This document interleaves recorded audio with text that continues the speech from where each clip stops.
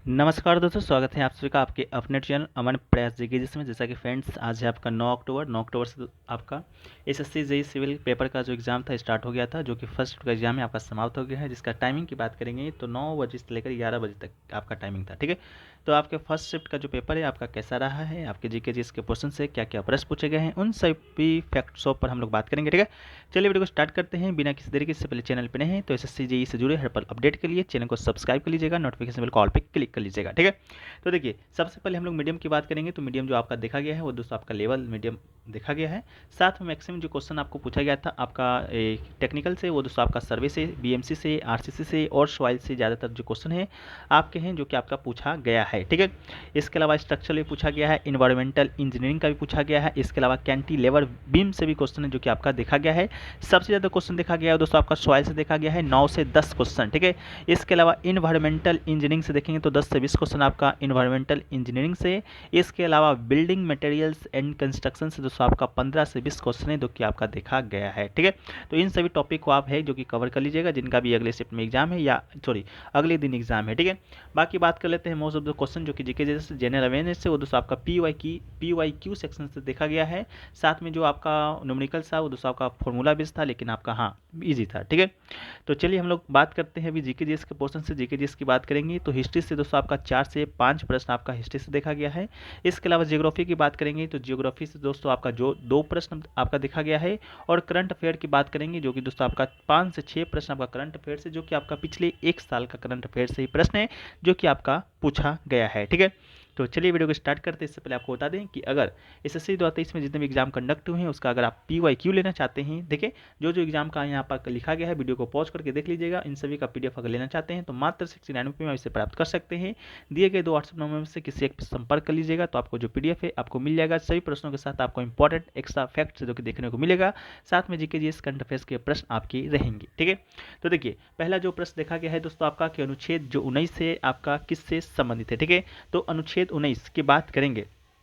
ठीक है, हम लोग जब अनुच्छेद 19 की बात करते हैं तो ये दोस्तों आपका स्वतंत्रता से संबंधित अनुच्छेद है, जिसमें आपका 6 अधिकार है जो कि दिया गया है। ठीक है, वो 6 अधिकारों की बात करते हैं तो वाणी एवं अभिव्यक्ति की स्वतंत्रता, इसके अलावा सभा करने की संगठनता, सभा बनाने की स्वतंत्रता, संगठन बनाने की स्वतंत्रता, आंदोलन करने की, निवास कहीं घूमने फिरने की स्वतंत्रता या व्यवसाय करने की स्वतंत्रता है जो कि आपका इसमें सम्मिलित है। इसके अलावा जो अनुच्छेद 19 है दोस्तों आपका मौलिक अधिकार के तहत आता है, जो कि आपका स्वतंत्रता का अधिकार है, जो कि अनुच्छेद 19 से 22 तक में है। अनुच्छेद जो 20 कहता है आपका कि अपराधों के लिए दोष सिद्धि के संबंध में सेक्शन से है। अनुच्छेद 21 की बात करेंगे तो जीवन और व्यक्तिगत स्वतंत्रता का अधिकार है। अनुच्छेद 21A की बात करेंगे जो कि आपका मूल संविधान में नहीं था, बाद में जोड़ा गया है 86वां संविधान संशोधन 2002 के माध्यम से, जो कि आपका प्रारंभिक शिक्षा का अधिकार है जो कि देता है। इसके अलावा अनुच्छेद 22 की बात करेंगे तो कुछ मामलों में गिरफ्तारी और हिरासत से सुरक्षा प्रदान करता है। ठीक है, तो ये क्वेश्चन पूछा गया था। नेक्स्ट आपका पूछा गया कि बॉयल जो लो है आपका किससे संबंधित है, तो ऑप्शन में आपका तापमान दिया गया था जो कि आपका बिल्कुल राइट आंसर था। जो बॉयल लो है दोस्तों आपका तापमान से संबंधित है। आखिरकार बॉयल लो है क्या, तो बॉयल का जो नियम है आदर्श गैस का दाब है आयतन में संबंध बताता है। इसके अनुसार नियत ताप पर गैस का आयतन दाब के कर्मानुपाती होता है। ठीक है, ये दोस्तों आपका बॉयल लो है जो कहता है। पानीपत का तृतीय युद्ध किसके बीच हुआ था, ये क्वेश्चन भी आपसे पूछा गया था। तो पानीपत की तृतीय युद्ध की बात करेंगे तो ये दोस्तों आपका एमएस अब्दाली और मराठा के बीच लड़ा गया था, जो कि आपका किस वर्ष हुआ था, तो 1761 ईस्वी में हुआ था। ठीक है, 1761 ईस्वी में हुआ था, इस बात को याद रखिएगा। इसका जो परिणाम हुआ था यह हुआ था कि अब्दाली के हाथों सतलज नदी के उत्तर में पंजाब पर मराठों का आधिपत्य है जो कि समाप्त हो गया था। इसका कहने का मतलब है कि जो मराठा साम्राज्य है उसका आपका क्या होता अंत होना शुरू हो गया था। मराठा साम्राज्य जो आपका पानीपत का तृतीय युद्ध लड़ा था वो दोस्तों आपका हार गया था। इसके अलावा पानीपत का तृतीय युद्ध के बाद हम लोग बात करेंगे पानीपत का प्रथम युद्ध के बारे में, जो कि आपका 1526 में हुआ था। 1526 में आपका पानीपत का जो पहला युद्ध हुआ वो फ्रेंड्स किसके किसके बीच हुआ, तो आपका बाबर और इब्राहिम लोदी के बीच हुआ था। बाबर की बात करेंगे तो दोस्तों आपका कहाँ से आया था, अफगानिस्तान से दोस्तों आपका आया था। और इब्राहिम जो लोदी था वो दोस्तों आपका दिल्ली सल्तनत का आपका जो लोदी वंश था, जो कि अंतिम वंश था, उसका अंतिम शासक आपका इमरान लोदी था, जिसके बीच आपका हुआ था। इसके बाद इब्राहिम लोदी इस युद्ध में मर जाता है और बाबर है जो कि आपका मुगल समाज का स्थापना करता है। आप लोग पढ़े हुए होंगे कि 1526 ईस्वी में बाबर मुगल समाज का स्थापना कौन किया है, तो आपका बाबर नहीं किया था। ठीक है, इसके अलावा बात करेंगे पानीपत का दूसरा युद्ध है जो कि आपका कब हुआ था, तो पानीपत का दूसरा युद्ध दोस्तों आपका 1526 में हुआ है। ये पूछिएगा कि किसके किसके बीच हुआ है, तो ये दोस्तों आपका अकबर और हिंदू राजा, जो अंतिम सम्राट हिंदू राजा था हिमू के बीच है, जो कि आपका लड़ा गया था। तो इसका राइट आंसर 1556 हो जाएगा। इसको आप ऐसे भी इसको आप ऐसे याद रखिए कि 1556 ईस्वी में जो आपका हुमायूं है वो दोस्तों आपका मर गया था, यानी कि मर कैसे गया था आप लोग को मालूम होगा, पुस्तकालय से गिर कर, ठीक है। तो हुमायूं के मर जाने के बाद जो आपका मुगल समाज का शासक बना था वो आपका अकबर ही बना था, ठीक है। तो अकबर आपका 1556 ईस्वी में शासक बनता है। उसी वर्ष आपका युद्ध होता है। फिर आप कहिएगा कि अकबर तो उस समय आपका 14 वर्ष का ही था, तो युद्ध अकबर कैसे लड़ लिया, ठीक है। तो जैसे आप लोग इस प्रकार देख सकते हैं कि जो हमारे देश में जो काम होता है वो दोस्तों आपका राष्ट्रपति के नाम से काम होता है, लेकिन करता कौन है? प्रधानमंत्री करता है, या उसका कोई मंत्रिपरिषद करता है, या उसका कोई सलाहकार करता है, ठीक है। उसी प्रकार ये जो लड़ा गया आपका अकबर के नाम से लड़ा गया था, लेकिन लड़ा था उसका जो संरक्षक था या सेनापति कहें बैरम खां, ठीक है। बैरम खां के द्वारा युद्ध है जो कि लड़ा गया था, ठीक है। इसको भी याद रखिएगा। इसमें जो हिमू है वो आपका हार गया था, ठीक है। इसके अलावा एक और युद्ध याद रखिए 1576 का आपका हल्दी घाटी का युद्ध, जो कि आपका महाराणा प्रताप और मुगल बादशाह अकबर के बीच लड़ा गया था 18 जून 1576 को, ठीक है। इसी कहा जाता है कि इस युद्ध का है जो कि आपको भी परिणाम है जो कि आपका नहीं निकल पाया था, ठीक है। चलिए नेक्स्ट क्वेश्चन जो पूछा गया कि भारतीय संविधान का जो अनुच्छेद 51A है वो आपका किससे संबंधित है, ठीक है। तो भारतीय संविधान का अनुच्छेद 51A कि जब हम लोग बात करते हैं फ्रेंड्स, तो ये दोस्तों आपका मौलिक कर्तव्य से संबंधित है। तो इसका जो राइट आंसर है वो फ्रेंड्स आपका किससे हो जाएगा? आपका मौलिक कर्तव्य इसका राइट आंसर हो जाएगा, ठीक है। मौलिक कर्तव्य की बात करेंगे तो मौलिक कर्तव्य जब हमारा संविधान जब लागू हुआ था या बनकर तैयार हुआ था 26 नवंबर 1949 को, लागू हुआ था आपका 26 जनवरी 1950 को, तो उस समय आपका कोई भी मौलिक कर्तव्य नाम का चीज़ हमारे संविधान में नहीं था, ठीक है। तो ये जब जोड़ा गया था तो किस वर्ष जोड़ा गया था, ये भी आपके एग्जाम का पार्ट बनता है, बहुत बार बन भी चुका है। प्रीवियस क्वेश्चन जब आप टच करते होंगे, पढ़ते होंगे, सुनते होंगे, देखते होंगे तो आपको मालूम होगा, ठीक है। तो जो मौलिक कर्तव्य है वो दोस्तों आपका 1976 में आपका एक संविधान संशोधन हुआ, आपका 42वां संविधान संशोधन, उसी के माध्यम से आपका जो मौलिक कर्तव्य है जोड़ा गया था। लेकिन इस बात को भी याद रखिएगा कि वर्तमान में मौलिक कर्तव्य की जो संख्या है वो आपका 11 है, लेकिन जब 1976 में आपका 42वां संविधान संशोधन के तहत जोड़ा गया था उस समय मात्र 10 ही मौलिक कर्तव्य को जोड़ा गया था, ठीक है। 11वां जो मौलिक कर्तव्य है वो दोस्तों आपका जोड़ा गया था आपका 86वां संविधान संशोधन 2002 के माध्यम से, ठीक है। इसके बाद और क्या याद रखिएगा, तो आप लोग याद रखिए कि मौलिक जो कर्तव्य है आपका किस समिति के सिफारिश पर जोड़ा गया था, तो आपका सरदार स्वर्ण सिंह समिति के सिफारिश पर आपका मौलिक कर्तव्य है जो कि हमारे भारतीय संविधान में जोड़ा गया था। लिया कौन से देश से गया है, तो लिया गया है फ्रेंड्स आपका उस समय आपका यूएसएसआर था, लेकिन अब वो यूएसएसआर विघटन होकर आपका रूस बन गया है। तो आपके ऑप्शन में रूस आएगा, नहीं तो यूएसएसआर आएगा, या तो आपका यूएसएसआर कोमा में अब ब्रैकेट में रूस आएगा, ठीक है। इसके अलावा याद रखिएगा कि 42वां संविधान संशोधन को आपका लघु संविधान भी कहा जाता है, क्योंकि इस संविधान संशोधन के द्वारा हमारे भारतीय संविधान में बहुत सारा संशोधन किया गया था, जिसके अलावा प्रस्तावना में आपका 3 शब्द जोड़ा गया था, जो कि प्रस्तावना में संशोधन जो कि पहली बार हुआ था और लास्ट बार भी आपका उसी समय है जो कि हुआ था, ठीक है। चलिए नेक्स्ट क्वेश्चन की बात करते हैं हम लोग। तो नेक्स्ट क्वेश्चन आपसे जो पूछा गया है वो पूछा गया था फ्रेंड्स कि दादा साहेब फाल्के अवार्ड से संबंधित कोई क्वेश्चन पूछा गया था, ठीक है। कि दादा साहेब फाल्के जो अवार्ड है 2023 या 2022, ठीक है, 2022 का मेरे ख्याल से पूछा गया था। तो 2022 का जो दादा साहेब फाल्के जो अवार्ड है वो दोस्तों आपका आशा परेख को दिया गया है। इसको भी याद रखिएगा, 72वां नंबर का वो आपका अवार्ड था। लेकिन अगर आपसे पूछ दिया जाए कि 2021 में किसे दिया गया था, जो कि आपका 71वां नंबर का था, वो आपका रजनीकांत को दिया गया था, और 2023 में किसे दिया गया है, तो आपको रेखा को दिया गया है, जो कि 73वां था, ठीक है। तो ये प्रश्न में आपसे है जो कि पूछा गया था। इसके अलावा नेक्स्ट क्वेश्चन जो पूछा गया है कि जिला जज की जो नियुक्ति है आपका कौन करता है, ठीक है। तो जिला जज की नियुक्ति की बात करेंगे तो ये फ्रेंड्स आपका कौन करता है, तो ऑप्शन में आपका राज्यपाल दिया गया था, जो कि 100% आपका राइट आंसर था, ठीक है। जिला जज की नियुक्ति आपका राज्यपाल के द्वारा किया जाता है। अगर आपसे उसका अनुच्छेद पूछ दिया जाए तो अनुच्छेद 233(1) के तहत किसी भी राज्य में जिला न्यायाधीश राज्य के राज्यपाल द्वारा उच्च न्यायालय के परामर्श से ऐसे राज्य के संबंध में क्षेत्राधिकार का प्रयोग करता है। इसके अलावा एक व्यक्ति जो राज्य संघ की सेवा में नहीं है केवल एक जिला न्यायाधीश नियुक्त होने के योग्य होगा यदि वो कम से कम 7 वर्ष से एक वकील या एक अधिवक्ता है और नियुक्ति के लिए उच्च न्यायालय द्वारा सिफारिश किया गया है, ठीक है। तो डिस्ट्रिक्ट जज का नियुक्ति कौन करता है, तो राज्यपाल करता है, इस बात को याद रखिएगा। नेक्स्ट आपका है कि चौसा का जो युद्ध है आपका किस वर्ष हुआ था, ठीक है। ये भी क्वेश्चन आपसे पूछा गया, चौसा का युद्ध आपका किस वर्ष हुआ था। चौसा के युद्ध की बात करेंगे तो दोस्तों आपका 1539 ईस्वी में, ठीक है। 1539 ईस्वी में आपका चौसा का युद्ध होता है। अब आपसे ये पूछा जाएगा कि चौसा का युद्ध आपका किसके किसके मध्य में हुआ था, तो चौसा का जो युद्ध है आपका हुमायूं, ठीक है, हुमायूं जो कि मुगल सम्राट था और शेर शाह सूरी के बीच आपका लड़ा गया था। 1539 में लड़ा गया था। शेरशाह सूरी की बात करते हैं तो शेरशाह सूरी आपका 1539 में चौसा का युद्ध तो हुमायूं के साथ लड़ता ही है। साथ में आपका 1540 में इसके साथ एक और युद्ध लड़ता है आपका बिलग्राम का युद्ध, ठीक है, जिसे कि हम लोग कन्नौज के युद्ध के नाम से भी जानते हैं। तो कन्नौज और बिलग्राम दोनों एक ही युद्ध का नाम है, इस बात को भी याद रखिएगा, ठीक है। 1540 में आपका जो कन्नौज का युद्ध होता है, इसके बाद जो हुमायूं है आपका हार जाता है और हुमायूं आपका ये दिल्ली छोड़कर आपका भाग जाता है। कहाँ भागता है तो आपका ये ईरान भाग जाता है। ईरान में हुमायूं को सफाविद शाह से सहायता प्राप्त होता है, ठीक है। 1540 आपका कन्नौज युद्ध के बाद ईरान भागने में मजबूर हो जाता है। इसके अलावा 1540 में जो शेरशाह सूरी था आपका दिल्ली में कहें या तो भारत में कहें या भारतीय उपमहाद्वीप में कहें सूर्य समाज का स्थापना करता है, ठीक है। इसके अलावा 15 साल आपका सूर्य समाज का ये स्थापना रहता है, लेकिन जब शेरशाह सूरी का मृत्यु होता है उसका उत्तराधिकारी है जो कि शासन कर रहा होता है। तो फिर से हुमायूं आपका 1555 में आपका आता है, युद्ध लड़ता है सरहिंद का युद्ध, ठीक है। सरहिंद का युद्ध लड़ता है, फिर से आपका जो सूर्य साम्राज्य था उसको खत्म करके फिर से मुगल समाज का स्थापना करता है और शासन करता है। लेकिन इसके एक साल के बाद ही आपका 1556 में इसका मृत्यु हो जाता है। इसका पुस्तकालय जो शेर मंडल में एक दुर्घटना के बाद उसका मृत्यु हो गया था उससे गिरकर, ठीक है। चलिए, तो ये भी प्रश्न आपसे पूछा गया।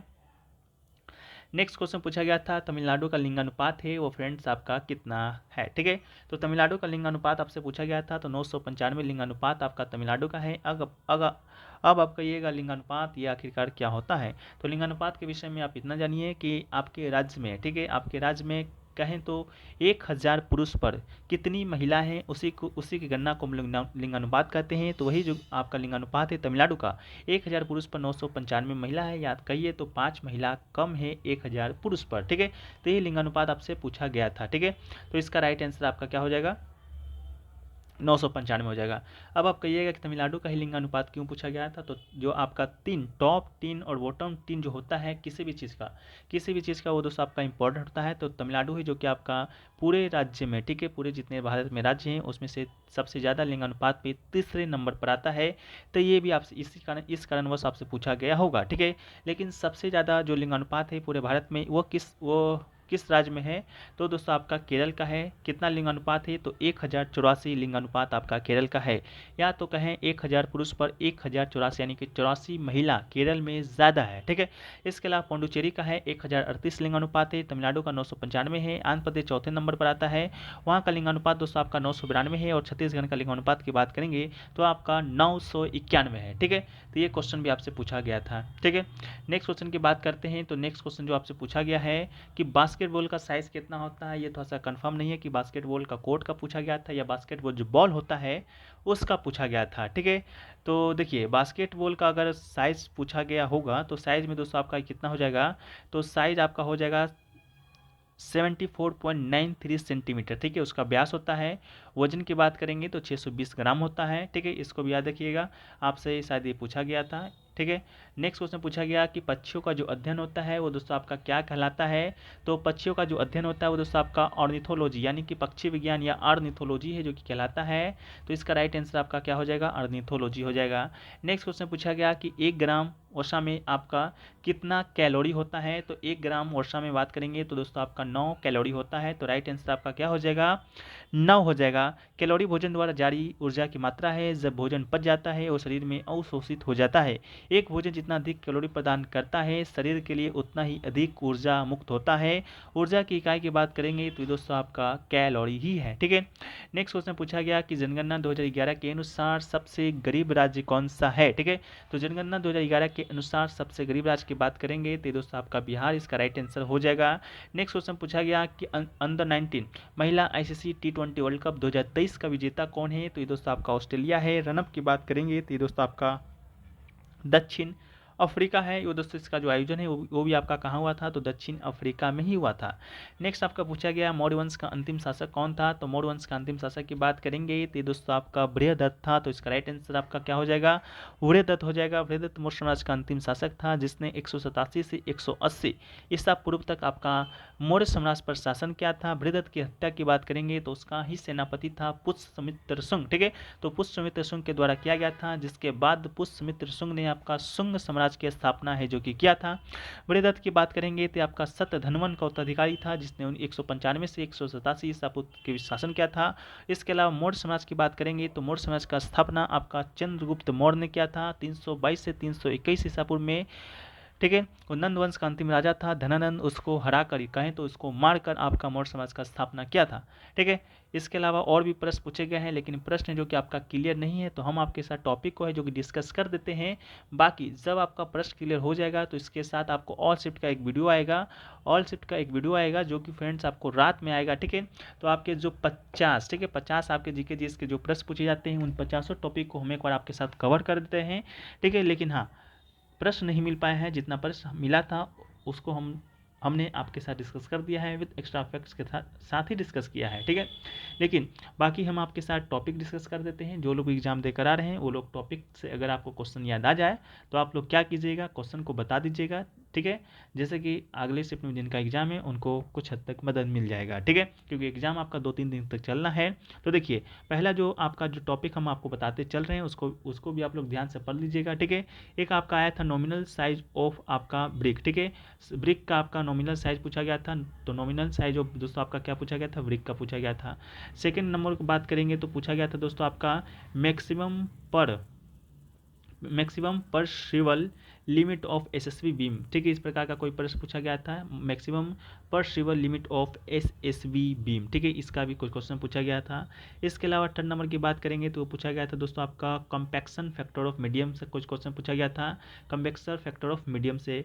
नेक्स्ट आपका पूछा गया था कि वी बी ई कॉन्सिटोमीटर। ठीक है, कॉन्सिटोमीटर इज यूज्ड फॉर। ठीक है। अगला क्वेश्चन पूछा गया था number of grade of mixed design का क्वेश्चन पूछा गया था। 6 नंबर में दोस्तों आपका हाइड्रोलिक कंडक्टिविटी से कोई क्वेश्चन पूछा गया था, हाइड्रोलिक कंडक्टिविटी से।